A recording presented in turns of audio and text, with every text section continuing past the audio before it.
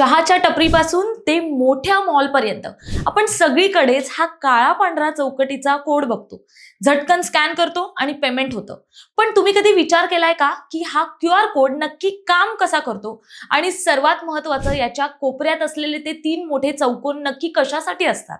सांगते. सुरुवातीला बारकोड असायचे ज्यावर फक्त उभ्या रेघा असायच्या, पण त्यात खूप कमी माहिती मावायची. मग 1994 मध्ये जपानच्या एका कंपनीनं क्विक रिस्पॉन्स म्हणजेच QR कोड शोधला.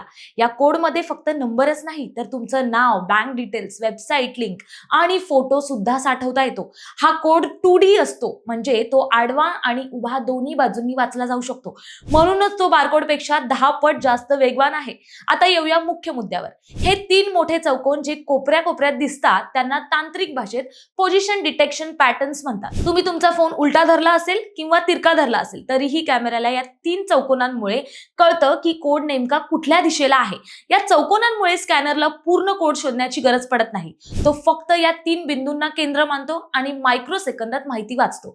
जर तुम्ही या कोडचा काही भाग फाडला किंवा त्यावर स्केच पेननं गिरवलं तरीही तो स्कॅन होऊ शकतो, कारण यात एरर करेक्शन सिस्टीम असते. या 3 मोठ्या चौकोनांशिवाय मध्ये जे छोटे छोटे हजारो काळे टिपके दिसतात त्यात खरी माहिती दडलेली असते. हे टिपके म्हणजे कॉम्प्युटरची भाषा आहे 0 आणि 1. जेव्हा कॅमेरा हे टिपके वाचतो तेव्हा त्याचं रूपांतर शब्दात किंवा पैशाच्या ट्रान्झॅक्शन मध्ये होतं.